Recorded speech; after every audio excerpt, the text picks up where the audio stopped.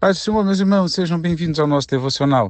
Hoje é dia, que eu sempre esqueço, me perdoa, 28 de novembro, quinta-feira. Deus te abençoe nesse dia. Estamos lendo aqui Provérbios 14:8. É o verso anterior do último devocional gravado. A sabedoria da pessoa prudente é discernir seu próprio caminho, mas a insensatez dos perversos é absolutamente enganosa. Foi como eu falei da última vez. A sabedoria destes sábios, e o principal deles é o Salomão, é implicar essa diferença de quem teme ao Senhor e de quem não teme, de quem é sábio por praticar o princípio da sabedoria, o temor do Senhor, e quem é sábio em si mesmo, que o sábio aqui está dizendo que é enganoso. Na vida, a gente tem que ter uma postura de palavras que começam com pre, né? Precaução, previdência, né? A gente precisa ter esses cuidados, portanto, prévios, antes de entrar em determinadas situações. Discernir o próprio caminho tem esse aspecto de procurar antever os perigos.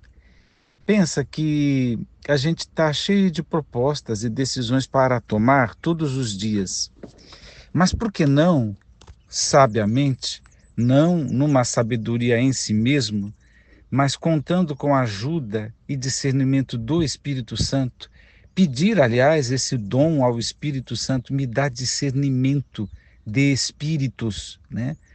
Pedir isso para não só servir o povo de Deus, mas também discernir bem a vida. Porque os perigos estão aí, eles não vêm de cara feia, eles vêm camuflados, né? Eles vêm escamoteados, eles vêm em figuras não assustadoras. Eles não oferecem a ideia de que precisa de cautela. Eles não demonstram o perigo que eles contêm. Eles não demonstram a periculosidade, assim que se fala, né? Que está embutido ali, né? Então a gente tem que ter essa cautela na vida. Outros aspectos é discernir a si mesmo, o fluxo do seu próprio pensamento. Os irmãos sabem que a gente não pode deixar o pensamento solto, né? Porque senão ele vai embora. Ele vai embora e a gente tem que ter as rédeas do próprio pensamento. Isso é uma maneira também de, eh, de discernir o seu próprio caminho. Outras possibilidades é a pessoa procurar entender o que acontece com ela mesmo, né? Nos processos. Meu Deus, por que que eu perdi a paz? Né? Por que que eu fiquei tão nervoso? Por que que essa determinada ira ou raiva parece que tomou conta até das minhas atitudes? Da onde é que vem essa raiva? Qual é a história dessa raiva? Qual é a mensagem que ela traz? O que que ela está dizendo para mim? De onde é que veio isso? Então, tentar olhar, e alguém já deve ter lembrado da expressão autoconhecimento, né? Na verdade, quando busca os verbos aqui no original, ele está falando exatamente isso, conheça a si mesmo, que já na literatura hebraica existia, mas depois o filósofo soltou essa, conheça-te a ti mesmo, né? Mas é a Bíblia que está falando para a gente olhar para esses processos interiores, para esses processos interrelacionais com pessoas, né? Pessoas, entre aspas, perigo, né? Com situações perigosas, da gente discernir, né? De olhar para a vida sempre pensando eh, qual é o plano B, né? Isso parece coisa de autoajuda, de psicologia, né? Mas não, né? E qual é o remédio para essa situação, né? O que que eu posso fazer para evitar tal situação? Tudo isso é prudência. Tudo isso é discernir o seu próprio caminho. E assim também parar para aquilo que o apóstolo Paulo chamou de exame introspectivo, não com o mesmo propósito, mas um exame introspectivo na vida. Quem, com o que eu estou gastando mais tempo, né?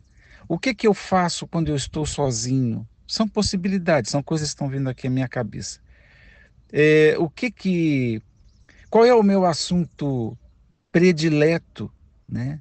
O que eu busco na internet? Em outras palavras, o que está no meu coração? O que ocupa a maior parte do tempo no meu interior, nos meus pensamentos? Isso é discernir a si mesmo. Porque quando a gente está pensando em conhecer a si mesmo, em discernir, em ter cautela na vida, ter os cuidados, isso é o que a Bíblia está chamando de da sabedoria do prudente. Então, Jesus tocou nesse assunto quando ele disse para nós sermos prudentes como as serpentes, simples como as pombas, mas prudentes como as serpentes. Tem muitas explicações para falar da prudência da serpente, mas eu estou querendo dizer que Jesus mandou a gente ser prudente. Jesus, nas suas palavras, ele falando você vai lembrar, ele falando no seu discurso, ele disse assim: alguém não vai para a guerra, né, sem antes mandar uma embaixada de paz para ver se resolve a questão sem precisar da guerra, né? Alguém que vai construir uma torre, disse Jesus, tem que fazer as contas para não acontecer de começar a fazer a torre, parar por falta de dinheiro e as pessoas passarem e dizerem exatamente isso. Olha, começou, mas o dinheiro acabou, né? E aí a construção parou no meio. Então percebe que se a gente arrastar essa prudência, a sabedoria do homem prudente, ela tem a ver com tudo que diz ao nosso respeito. Aquilo que eu invisto, aquilo que eu faço, aquilo que eu falo, as pessoas com quem interajo. Qual é, na minha visão, é autovigilância. É como se e somos, né, mordomos. Então é como se você mesmo estivesse pedindo satisfações para o mordomo que é você mesmo. Porque o mordomo não é o dono, o mordomo cuida, o mordomo gerencia. Então há de ter, poxa vida, se isso fosse diariamente seria incrível, né? Se diariamente você pudesse parar e pedir as contas para o mordomo que é você, né? E eu estou também lembrando palavras de Jesus, né? A pedir as contas, escuta, o que que você fez com o tempo hoje? O que que você fez com o seu dinheiro? Como se você fosse o Senhor e você mesmo o mordomo. O que que você fez com o dinheiro? O que que você fez? Como é que você valorizou o seu tempo? O que que você andou pensando? É, E aí pedir as contas mesmo. Por que que você mentiu? Você não tinha uma outra possibilidade? Por que que você se esquivou? Ué, por que que você não participou de tal e tal coisa? Que nome que você daria para isso? É preguiça mesmo? É indisposição? O que que foi? Isso vai ser assim para sempre? São perguntas. Então eu estou aqui criando um quadro da pessoa se autopoliciar, uma autovigilância, porque esta é a sabedoria do prudente, quando ela se manifesta, ela existe quando ele discerne o seu próprio caminho. Mas a insensatez dos perversos é absolutamente enganosa. Por quê? Porque, primeiro, que é um auto-engano. Ele não precisa estar com cobranças, porque a vida é minha, já começa daí. Não dou satisfações para ninguém, eu faço, assumo as consequências dos meus erros, adulto, vacinado, pago as minhas contas. E aí, Osmar, e o insensato, como é que ele lida com os perigos? Ah, se alguém quer me dar um comeback, eu também sou o rei do cambalacho, né? Se alguém quer me fazer de trouxa, eu vou fazer ele trouxa e meio, né? Então, aquele que já tem essa disposição, que se for o caso, ele tem recursos, recursos do engano, recursos da sua perversidade, da sua própria insensatez, então ele não está preocupado. Até porque ele não consegue constituir um vigia sobre si mesmo, um senhor sobre a sua própria mordomia, porque ele não pensa que precisa dar contas a alguém um dia, né?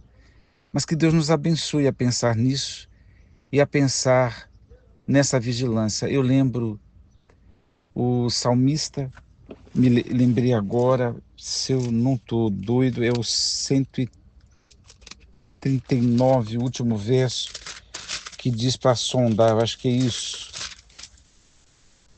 É exatamente. Vê se há em mim algum sentimento funesto e guia-me pelo caminho da vida eterna. O verso anterior diz: sonda-me, ó Deus, analisa o meu coração, examina-me e avalia as minhas inquietações. Repito 24 para terminar.